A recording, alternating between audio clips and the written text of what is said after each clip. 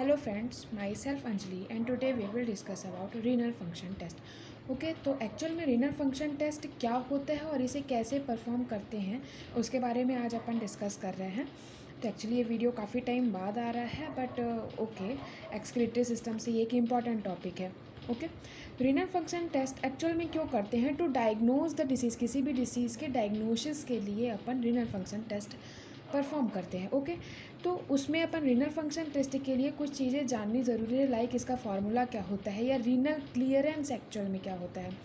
तो renal clearance से क्या होता है? Volume of plasma that is completely cleared to substance by by the kidney per unit time. Okay बात याद रखने वाली क्या है? Per unit time. Okay per unit time में अपन को ये लेना है C equal to U into V by P. ये काय का फार्मूला है? क्लियरेंस कैलकुलेशन का, मतलब कि क्लियरेंस वैल्यू को कैलकुलेट करने के लिए C equal to U V by P अपन हर बार यही फार्मूला लगाएंगे। ओके C इक्वल टू क्या होता है? क्लियरेंस। U मतलब क्या है? Concentration of substance in urine, जिसकी यूनिट होगी mg पर लीटर, मिलीग्राम पर लीटर। V क्या है? वॉल्यूम है। V पता ही है, volume of the urine flow. And P क्या है? Concentration of substance in plasma, जो कि mg पर लीटर में ही है। अच्छा तो क्वेश्चन क्या उठता है कि रीनल फंक्शन टेस्ट के एक्चुअल में एडवांटेज क्या है? मतलब एडवांटेज तो नहीं कह सकते, वैसे यूज़ बोलेंगे कि यूज़ क्या है।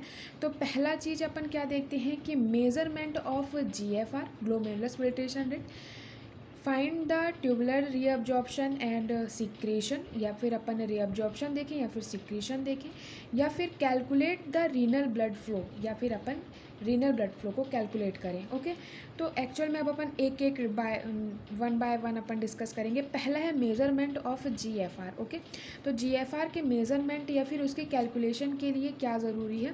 तो GFR का कैलकुलेशन एक्चुअल में उसके लिए 3 प्रोसेस होती हैं। कौन कौन सी? पहला होता है इन्युलिन क्लियरेंस, सेकेंड होता है क्रिएटिनिन क्लियरेंस एंड थर्ड होता है रेडियो एक्टिव आइसोथैलमेट सॉरी। तो इस वीडियो में स्पेसिफिकली अपन inulin clearance and creatinine clearance को देखेंगे।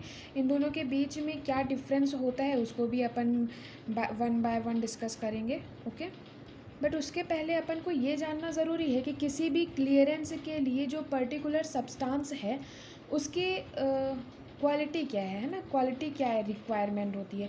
तो quality is required to determine the plasma clearance of the particular substance. First freely filtered, जो भी सब्सटेंस है वो फ्रीली फिल्टर्ड होना चाहिए, ना ही वो रीअब्जॉर्ब होना चाहिए, ना ही सिक्रीट होना चाहिए। उसका मेटाबॉलिज्म बॉडी में नहीं होना चाहिए, मतलब don't metabolism in body, don't stored in kidney and no toxin in nature for kidney. Okay kidney के लिए टॉक्सिक नहीं होना चाहिए। सेकेंड अपन का एक्चुअल पॉइंट क्या है? इन्युलिन क्लियरेंस। ओके तो इन्युलिन क्लियरेंस क्या होता है कि GFR इक्वल टू होता है UV/P। यही फार्मूला अपन ने पहले भी पढ़ा था। तो इन्युलिन क्लियरेंस के लिए एक्चुअल में फार्मूला क्या होता है? A known amount of inulin is ejected into the body after some time. The concentration of inulin in the plasma and urine and the volume of urine excreted are estimated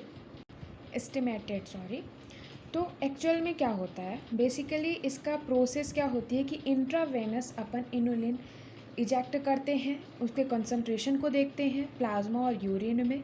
then उसके बाद अपन ये formula GFR को calculate करते हैं, जो कि inulin के case में U इक्वल टू 125 ml/dl है और V 1 ml/minute होता है।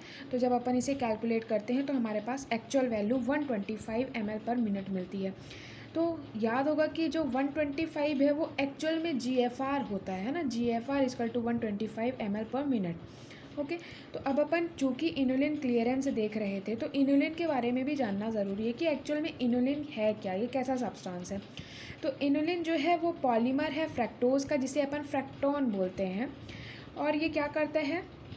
जो कि GFR को मेज़र करने के लिए या GFR मेज़रिंग के लिए एक परफेक्ट अपन को वैल्यू देता है, वो है इनुलिन। ओके अच्छा इनुलिन के लिए वैसे तो मैंने सारी बताई कि ये सारी ही क्वालिटी होनी चाहिए, बट स्पेसिफिक क्वालिटी इसकी ये है, यही है कि इनुलिन जो है तो मेटाबॉलिज्म नहीं होता है इसका बॉडी में। ओके तो अपन बोल सकते हैं GFR इक्वल टू CR, और CR क्या है, inulin clearance. Okay, inulin clearance के बाद अपन क्रिएटिनिन क्लियरेंस देखते हैं।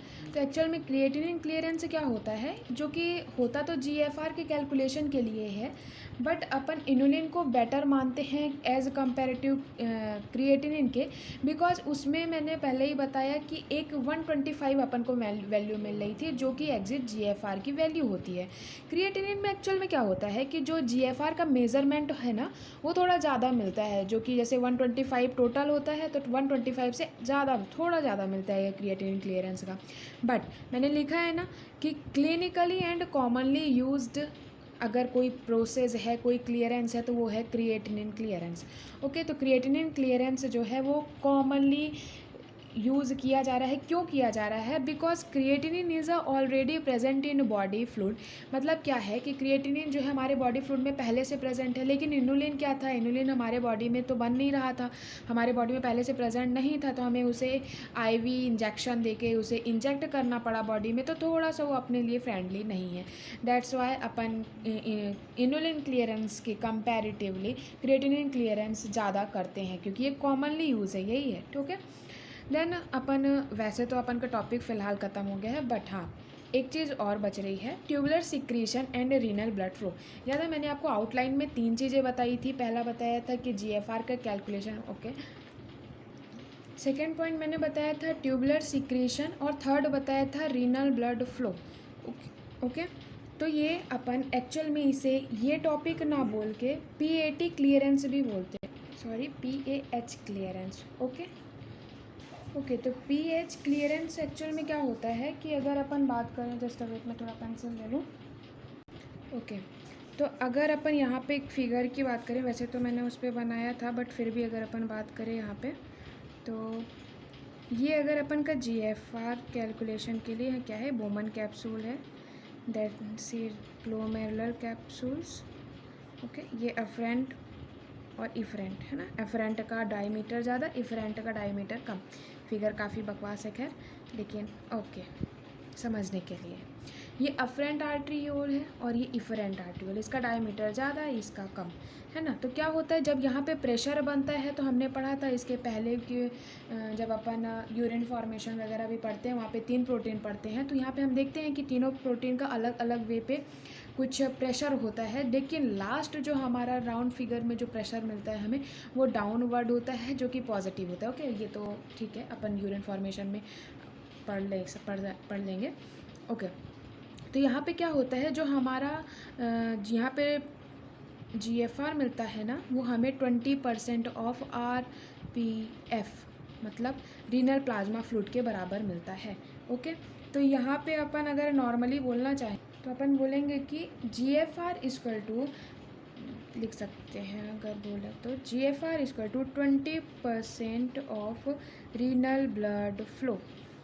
ओके, अब अगर यहाँ पे अपन फार्मूला सेम UV/P, और यहाँ पे अगर वैल्यू रखना चाहें तो 66 × 1/1। ओके, तो अपन को वैल्यू मिल जाएगी, सॉरी यहाँ पे शायद यहाँ पे एक्चुअल में 10 है, तो ये अपन को वैल्यू मिल जाएगी 660 ml/min।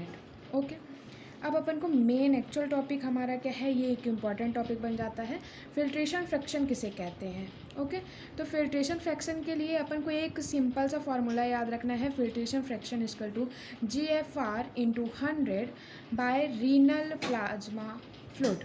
ओके, तो हम बहुत पहले से ही पढ़ रहे हैं कि GFR की वैल्यू है 125 ml/min, जो हमें RPF है वो हमें कितना मिला है 650 ml, चूँकि यहाँ पे अपन ने लिखा है खैर 660, बट अगर अपन ने क्या कह सकते हैं, राउंड फिगर में लें तो 650 अपन मान सकते हैं। ओके, तो एक्चुअल में कुछ बुक्स में आपको 650 मिलेगा, कुछ बुक में 660 मिलेगा, तो ये इसके बीच का कुछ वैल्यू होगी, तो अपन 650 ले लेते हैं। ओके, तो 650 ml/min × 100, देन इसको अपन कैलकुलेट करेंगे तो हमारा अप्रॉक्सीमेट आंसर आएगा 19.2%, और अगर अपन इसे नॉर्मली विदाउट फ्रिक्शन के बोलें तो बोलेंगे 20%।